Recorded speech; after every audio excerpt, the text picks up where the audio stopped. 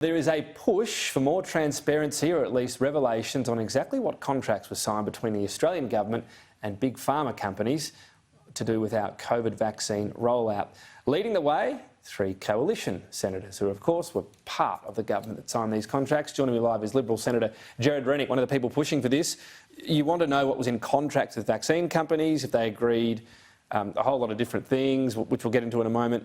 If the companies and government had a deal to keep them private, though, is the government hamstrung? They can't reveal this even if they want to?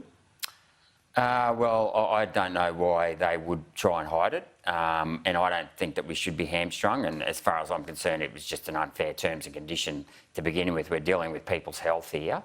I think, after 2 years of vaccine rollout, we've had over, 10 million people caught COVID this year.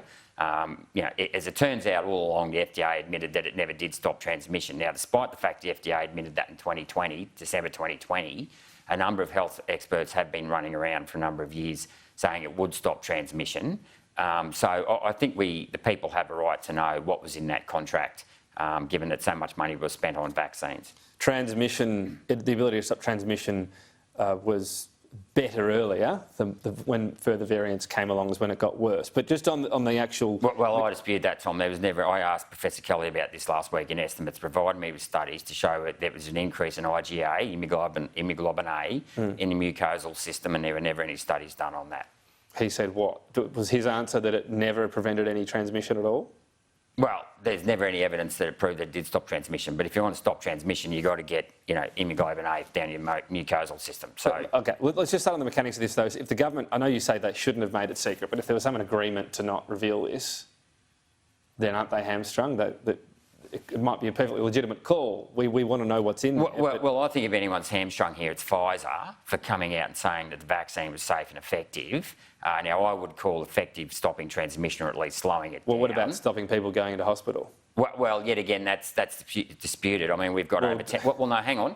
I've got... So yeah. my colleague, Senator Alex Antic, put in an RTI to the South Australian government on cardiac presentations to South Australian hospitals, and in the age group from 15 to 44, there was a doubling of people presenting from the time the vaccine rolled out for that particular age cohort from September onwards. I'm happy to show you the data, and it spiked up until Christmas. Well, let's deal with one issue at a time. We were talking about effective. It is keeping people, in a net sense, out of hospital. A lot of studies show that. I dispute that data.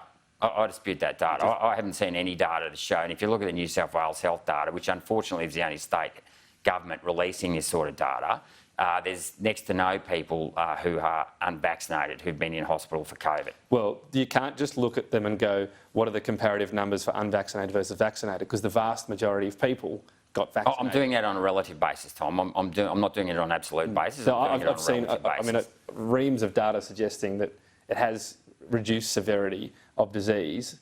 Let me ask you this as well. You said in the press conference over 10,000 non-COVID related deaths have happened since the vaccine was rolled out. Excess deaths, yeah. Where's that figure from? ABS. What do you mean excess deaths? So in 2020, 2021, we've had an extra 8,706 deaths from the year before. In 2021, there was 1,300 COVID deaths. The year before, there was 900. So if you take out the excess COVID deaths from last year, there was an increase of 8,300 deaths. But what's your point? Are you trying to link it to the vaccine? Well, what I'm saying is that they need to actually do closer, more temporal association. So in estimates, I asked both the ABS and the TGA to go back and basically get the date of vaccination and the date of death for all deaths, and to actually do greater analysis of what was the cause of that excess death. But the TGA has reported a total of 14 deaths linked to the vaccine since the rollout. And as I've said to you before, Tom, all-cause mortality is the key gold standard indicator for looking at the effectiveness of the vaccines. Right now, the increase in deaths occurred from May onwards, a month after the vaccine rollout. In the first 4 months of 2021... We also had a lot of people getting COVID after that. No, between May and August, next to no people in Australia got COVID last year. And that's why that data is extremely significant, because you have to ask yourself, why did we have a sudden jump in excess deaths or from the year before? Right. But in those initial months, there wasn't a jump in overall excess deaths, which the TGA has. I mean, I could have brought the data. Put out. I've got the actual data. The actual deaths show a consistent jump from April, May onwards, which was exactly at the same time the vaccine rolled out. Now, look, correlation doesn't mean causation, but there is a temporal association that has to be investigated. Well, but these things are investigated. They've investigated 944 reported deaths. Oh, I'm talking overall deaths, Tom. But hang on, but let me say this. Sure. The TGA has specifically looked into 944 reported deaths after someone having a vaccine, looked into specific cases, not just how many deaths are there in the entire of Australia, looked into those 944, only 14 are linked to the vaccine. Well, yet again, when you say the TGA looked into, they never actually performed the autopsies, nor did they examine the patient, right? They've got a spreadsheet or a flow chart what they go through. They spend about half an hour to a couple of hours on this. They are overriding the health experts. So you're How do you know they're spending half an hour? Where do you get that figure from? Because effectively I've seen the process that they go through. You're saying that 70% of health professionals, Tom, hear me out, 70% of health professionals lodge those reported deaths.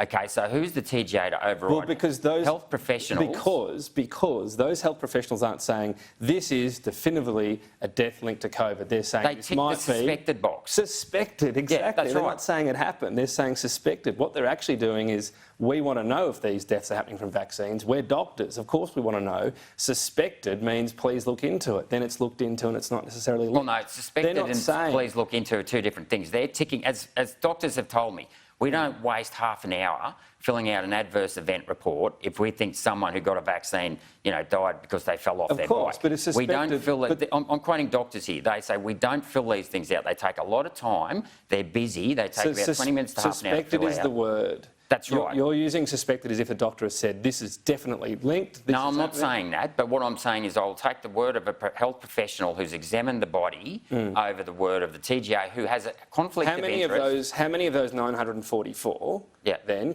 when you say you take the word of that health professional, have then had that come back? Obviously the vast majority have had it come back to say, no, it wasn't linked, then disputed that decision.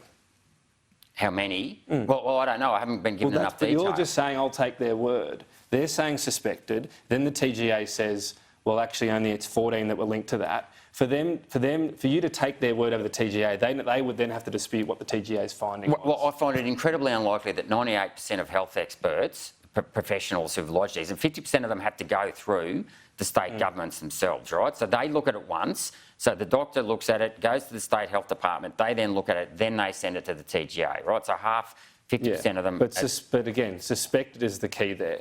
That's right, but we're happy to give the benefit of the doubt with COVID cases. I mean, the TGA has admitted the PCR tests can't even distinguish between live and dead viruses, right? They've admitted that to me in estimates, right? So anyone that was a COVID case was just called a COVID case. We're happy to assign COVID deaths. That just means whether you've had it or you had it a few weeks ago. Whereby, and even the New South Wales Health Department admitted that they were back capturing I think it's important to note 14 deaths linked to it. When you say you take the doctor's word, you're not presenting to me doctors that are then unhappy with that decision. Well, because it's confidential data. I don't have the itemised line item. But I've had people... But you're leaping to something that's not actually there. I'm saying by saying the doctor's word, you take that you're assuming the doctor was unhappy with the final... Tom, I haven't come in here this morning and said there's 940 deaths from the vaccine. I'm looking at the overall... you said 10,000. Yes, that's right. So there's been a jump. So last year there was a jump of 8,706, of which 400 was related to COVID, right? And then this year there's been a jump of about 15,000, of which just under half have been COVID related, and another 7,000 haven't been COVID related. We'll have to leave it there, pick up on those statistics next time. Thanks, Senator Rennick, thank you.